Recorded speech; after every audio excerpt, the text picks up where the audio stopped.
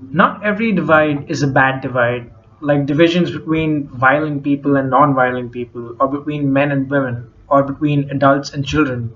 Divides can merely be an acknowledgement of differences. An acknowledgement of differences is key to what keeps civilizations alive. While this may seem like a sweeping exaggeration, it really isn't. Evolutionary biology has led us from uniform single celled organisms to a multitude of complex varieties of organisms. So the evolution is not happening from different to same biologically. In fact, it is going the other way. So why is it that more and more modern civilizations are structuring themselves with the aim of considering everyone to be exactly the same? Modern lobbyists lobby for uniformity in everything, going as far as saying that even genders are social constructs and not real. A lot of our political opinions today are based on the idea of uniting the globe, but what exactly does that mean? The problem lies in a mismatch between a type of unification that would be useful and the type of unification that would not. Now, globalization, the way I see it, is the collective work towards a friendly and peaceful network between independent nations, allowing for healthy exchange of knowledge and culture, along with a healthy competition between the nations and equal opportunities of success for every group. A vision like this would certainly require a lot of liberal politics, meaning calling for change regarding a lot of things that we currently assume as the norm. However, these changes must not lose sight of that original goal of globalization. By getting consumed in the ideology of calling for change, a lot of the liberal groups in the world are taking a stance of ignoring differences between various groups of people altogether. This approach is what leads to calls for unusual requests like open borders and gender neutral pronouns. And in fact, these kinds of approaches do little to tackle real issues like racism by disguising it as a new form of multiculturalism, a culture where everyone is the same. This metamorphosis has been happening for several decades now, leading to a lot of chaos dealing with a lot of different issues. We want globalized communities for mutual prosperity, sure, but we need to maintain compartmentalization of the world in order to effectively manage the overwhelmingly large population of the world today. The way I see it, the only way to overcome small scale differences is by unifying the different groups through a larger group to identify themselves with. This large scale identification is what would eventually lead to the eradication of the smaller differences. Eventually, we would reach a time when these large scale unified groups would have to overcome those large scale differences by picking an even larger scale unification factor.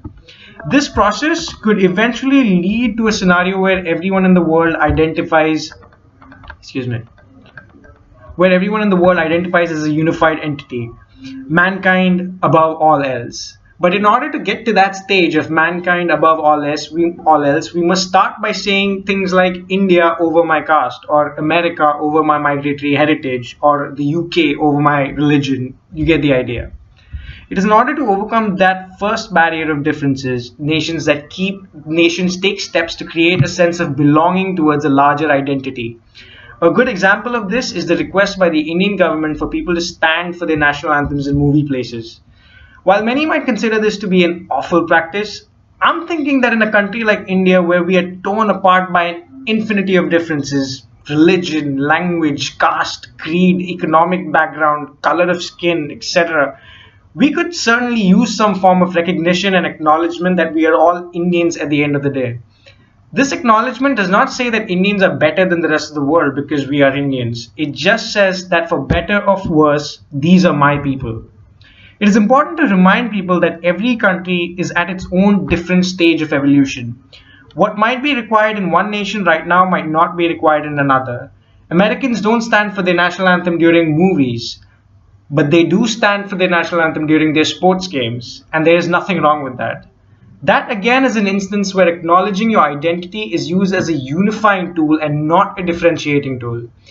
In order to break the smallest of barriers, we need bigger unifying structures, which eventually leads to a globalized unified structure, which is the world, a truly globalized world. If you want examples of how this mismatch between the ideas of globalization and of global unification lead to, we end up with major political situations like Brexit, the departure of the UK from the European Union.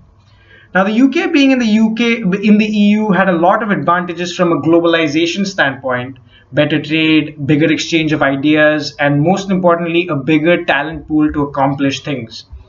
But it went too far when the British felt that they were losing their identities. While at first this may seem like a trivial thing to complain about, but when you really look at the crux of global political scenarios like Brexit, you have to understand the crux of human behavior at a psychological level. Human beings are like wolves. We like our packs. Losing our identity is never a pleasant experience for any human being. Closer to home in India, the best way to convince the majority about the very real problems with reservation quotas is by uniting all the quota groups in a bigger entity.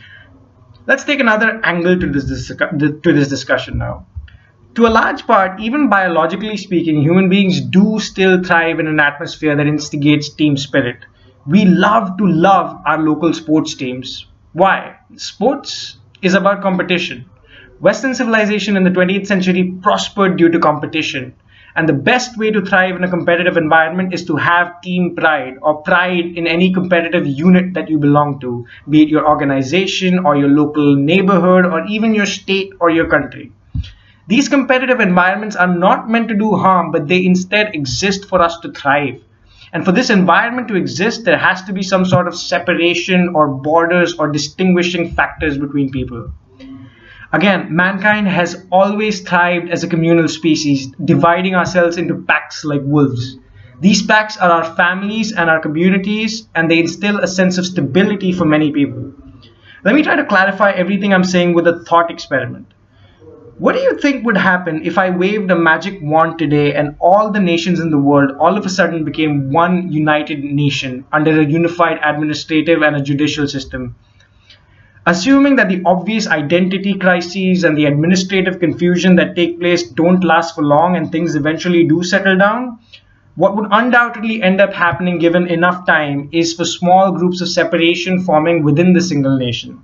They might have a different name like super states or something, but they will slowly but surely fall back on the separation related issues our world is facing today, like immigration debates, debates on gender roles, etc. Because some states will prosper and some states will not. Like any competitive environment, there will be winners and there will be losers. Once again, going back to the evolutionary biology theory, all living creatures depend on a sense of variety, differentiation. We thrive on being different. So you can say what you want, but the truth is that the conversation about immigration-related conflicts and differences in opinions are going to exist as long as the human race exists. The only thing that would change is the scale of the conversation.